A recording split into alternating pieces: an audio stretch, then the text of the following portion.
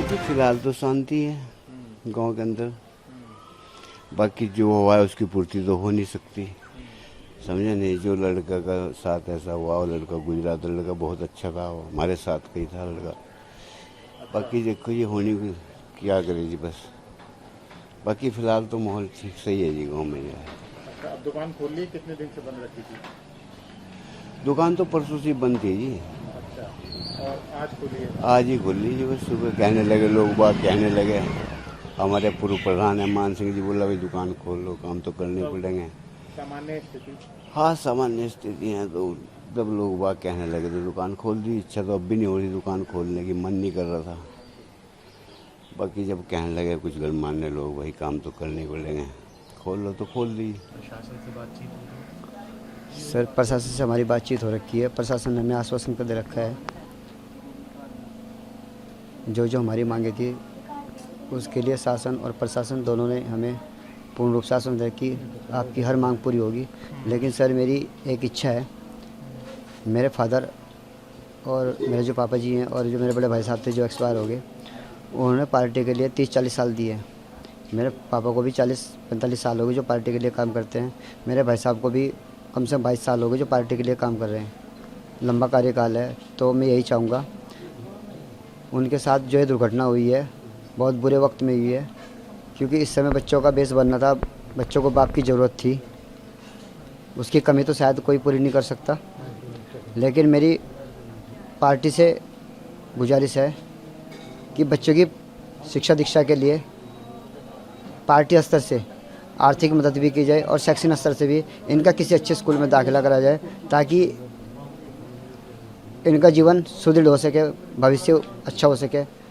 अन्यथा अगर ऐसा नहीं हुआ, क्योंकि अगर मान लें हम भी गारंटी लेते हैं कि मैं अपने बच्चे के लिए इनके लिए कर दूंगा, वो कर दूँ, कल मुझे कुछ हो गया या इसके दादा दादी को कुछ हो गया तो सर आप समझते हैं परिवार की स्थिति कैसी हो जाएगी। तो सर मेरी पार्टी के आला अधिकारियों से मेरी विनती है कि शासन और प्रशासन को जो हमारी मांग है वो भी पूरी करें, और पार्टी से निजी तौर पे मैं कहूँगा कि पार्टी हमारी बच्चों की हमें कुछ न दे, लेकिन हमारे जो 2 बच्चे हैं बड़े भाई साहब के,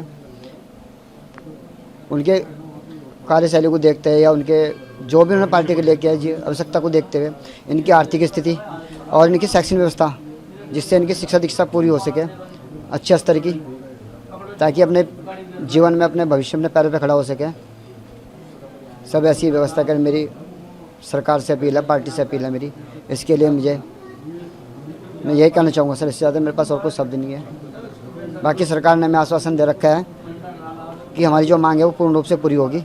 मैं वर्तमान में ग्राम प्रधान बैरागी वाला हूं, और मेरा आपके चैनल के माध्यम से अपने देशवासियों से, अपने उत्तराखंड के वासियों से, अपने ग्रामवासियों से एक अपील करना चाहता हूं।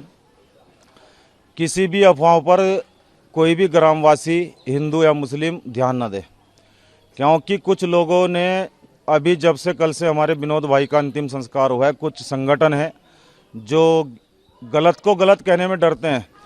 मैंने अभी जितने भी संगठनों की मैं सोशल मीडिया पे पोस्टें देख रहा हूँ, किसी ने भी ये बात नहीं की है कि किसी परिवार ने एक व्यक्ति की हत्या कर दी है तो उस परिवार को सज़ा मिलनी चाहिए। हम उसके साथ खड़े हैं। एक संगठन, मुस्लिम संगठन सामने नहीं आया, लेकिन ऐसे ऐसे शब्दों का इस्तेमाल किया जा रहा है कि ताकि दोबारा दंगा फसाद गांव में हो। मेरा सभी ग्रामवासियों से निवेदन है, देश के अपने उत्तराखंड के निवासियों से, अपने सभी संगठनों से निवेदन है कि गांव में शांति व्यवस्था बनाए रखी जाए, क्योंकि जिसने गलत किया है उसको हर हाल में सज़ा मिलेगी। और जो हमारे गांव का गरीब तबका है, देखिए चाहे मुस्लिम हो चाहे हिंदू हो, वो सब कहीं ना कहीं मजदूर तबके से जुड़ा हुआ है। और जो ये लूटपाट की घटनाएं बताई जा रही हैं, देखिए जो लोग इस माहौल में अपने घरों से इधर उधर चले गए थे वो आज अपने घरों में आ चुके हैं, और जिनके भी बकरी पशु इधर उधर प्रशासन के द्वारा, हमारे द्वारा इधर उधर पानी के लिए बंधवा दिए गए थे। जैसे कि आपको मालूम ही है कि जब इतना बड़ा कोई घटना घटती है तो लोग अपना क्षेत्र से बाहर हो जाते हैं, तो वो सारे पशु की भूखे ना मरे। देखिए अनबोलता धन है। देखिए अभी यहाँ पर थोड़ा गांव में गमों का माहौल तो है ही, एक जवान हत्या हुई है, लेकिन वैसे शांति व्यवस्था बनी हुई है, और पुलिस प्रशासन पूरा गांव का पूरा उसका सहयोग कर रहा है, और किसी को भी नाजायज तंग नहीं किया जा रहा है। तो दुकानें भी खुलवा दी गई। देखिए गांव दुकानें इसलिए खुलवाई गई हैं, 3 दिन से गांव का माहौल ख़राब है, किसी के घर में चीनी नहीं है, किसी के घर में दूध नहीं है, बच्चे भूखे रह रहे हैं। तो सभी की व्यवस्था गांव में कराई जा रही है और प्रशासन के सहयोग से और प्रशासन से मिलकर ही सब काम किया जा रहा है।